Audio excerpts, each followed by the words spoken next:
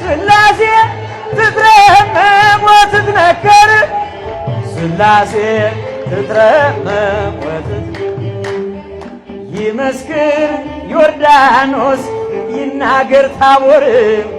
የአምላክን ጌትነት የሥላሴን ክብር ይኸው በዮርዳኖስ ወልድ ተገለጠ መንፈስ ቅዱስ ታየ አብም ቃሉን ሰጠ ሥላሴ ትትረመም ወትትነከር ሥላሴ ትትረመም ወትትነከር ሥላሴ